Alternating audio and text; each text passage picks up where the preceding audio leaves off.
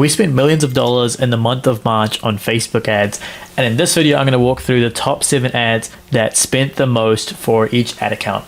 Now what I'm going to be breaking down is what worked so well in these ads, why I thought they worked so well, and how you can possibly replicate it for your brand. This is all filtered by spend, so it's all spend around 5 figures already or more, depending on the ad or the concept. So not all these ads shown here are actually our clients. I just wanted a quick disclaimer. So majority of them are a mix of our clients, as well as some similar concepts running, since we aren't allowed to show all our client ads. So yeah, with that being said, let's get into it. So the first one is actually something that works really great for apparel brands. I've noticed it works really well for also jewelry brands. So it's just that static flat lay concept where you essentially just take a flat lay off the product.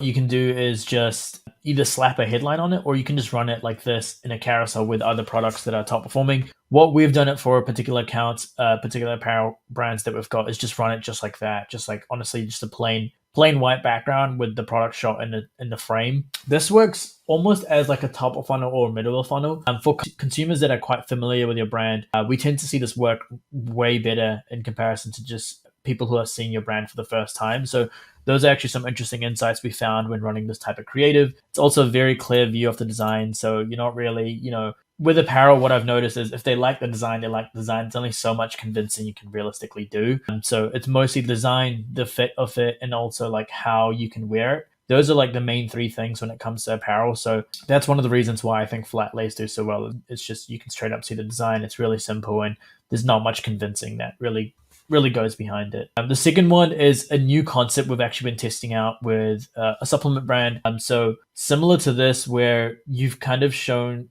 almost like a roadmap. We call it like an age roadmap. So 25 to 35 and also 35 plus. We list out benefits based on that age demographic. So 25 to 35, you're in kind of like a different stage. You're focusing around like building muscle, kind of going for that hot or sexy figure, whatever it may be, and also focusing on muscle recovery. Whereas 35 plus is, this product might have the same benefits, but you're thinking about different things in this stage of life, right? You're thinking you have like a reduced muscle loss at that age. So you want to think of how to maintain muscle. You're not necessarily looking to maybe build it, but you're thinking of maintenance. You're thinking to keep bones healthy, and you're constantly trying to look younger, right? So it's a lot of maintenance here. So 25 to 35 is how we're framing it, as development. And then 35 onwards is a combination of development and also maintenance. So that's usually what we like to test out, especially with this type of ad creative, is how can we almost tell 2 stories inside of one image. And this is something that's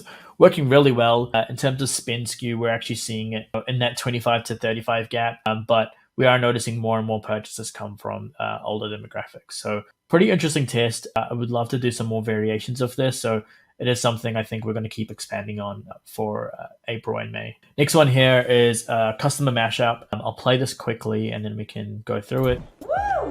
Gifts that came in the mail. Blueberry cheesecake, protein. And this one has been reformulated, so it's the all natural line. There are no artificial dyes, flavors, sweeteners.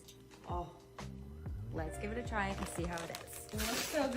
So I think it's echoing a little bit, but essentially what we've done for a brand like this is we send a lot of the products to the customers and we give them the following questions. So no real brief. So how you would structure it is based off things you want them to say in the response, and also some type of creativity, right? So the first one is, what does it smell like? You'll see clips inside of here where people smell it, and you kind of capture that reaction. So those are some clips you can use essentially for hooks, or some parts of your videos. You want to capture some type of emotion during this unboxing experience. Second thing is, how have results been over a certain amount of days? Now, this depends by product, right? So for protein, it could be longer than 30 days. It could be 60, 90 days. So usually you want to seed products around that time of the month where a customer has had it for a certain amount of days. But if it's a product you can see visible results over the next 7 days, not sure what that could be. 30 days might be more skincare, but you usually want to seed product around that particular daytime. And you want to ask them, hey, what type of results have you seen? And what's been kind of changing in your either physical appearance or your routine or whatever it may be that the product does?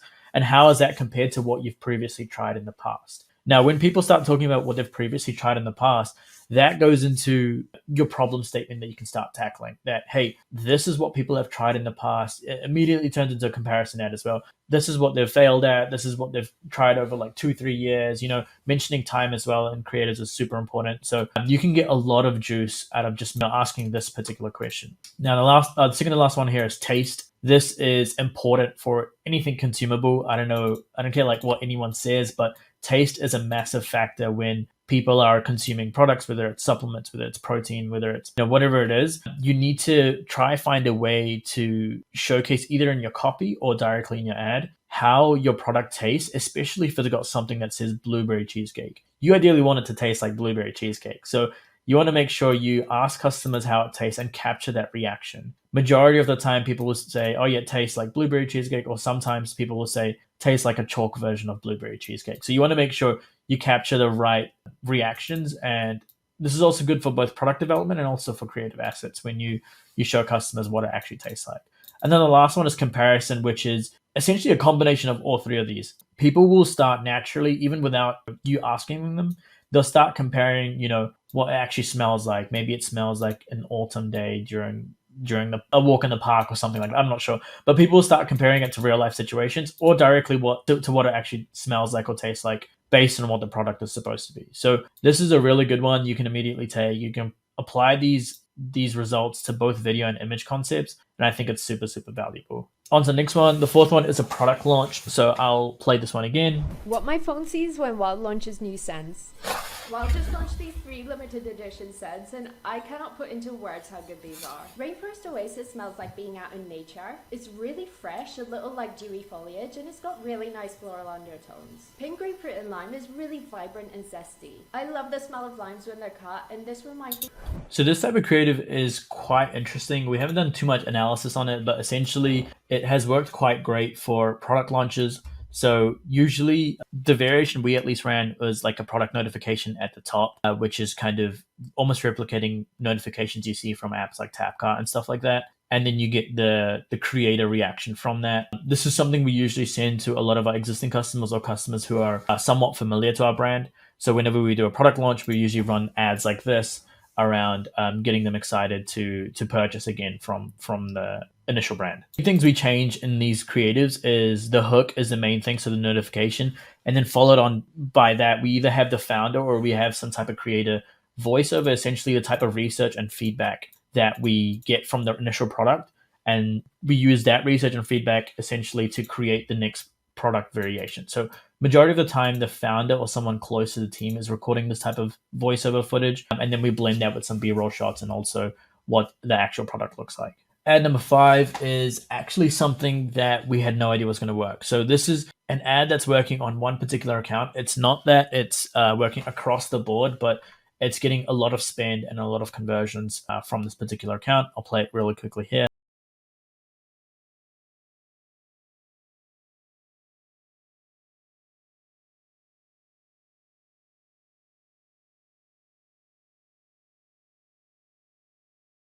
So very simple. It's just a hi-fi shot of what the end product looks like. And then the ending, which is the last 2 to 3 seconds, is when the product is actually introduced. Now, the hypothesis is that we think that, hey, we're showing consumers what it actually looks like and what you can essentially make from the initial product that we introduce at the very end of the clip. So that kind of excites them and it kind of helps drive a much lower acquisition cost. But again, this is not something we've fully tested across the board. So it is just one ad that is just working really well with a hi-fi shot. So again, it's something we're going to replicate and further test out in the month of May.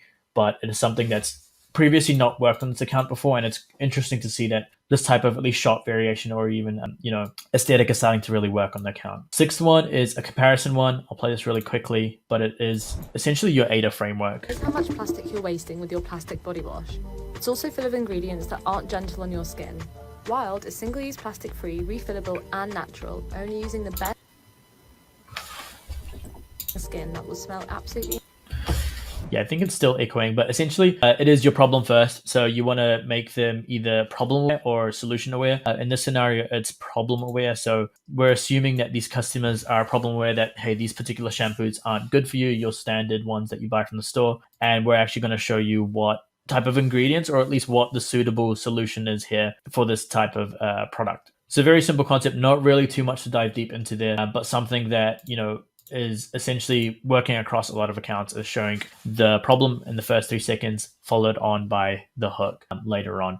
Now, there are some scenarios where we actually talk about the problem extensively. So for some of our brands, we actually just talk about the problem for like the first 7 to 10 seconds, and we introduce the solution almost after that. So just really honing in on the problem, trying to be as relatable as possible, and then coming through with the solution on how to actually solve this problem that we've just been talking about so much. And this kind of leads on towards the last ad, which is almost like a VSL concept. Now, this is not our client, but we have run similar type of ads, and we're actually starting to script more ads similar to this for one of our lead generation clients. So I'll play this really quickly. It's going to echo, but you'll be able to see the subtitles usually here. But what he does really great here is he starts up front with the offer. So he's going ahead and telling you how many appointments he can get you booked. And also, I think he mentions a particular time window. And he also mentions that, hey, I'm going to give you your money back if this doesn't work. So the offer is super crucial here. Straight away out the gate,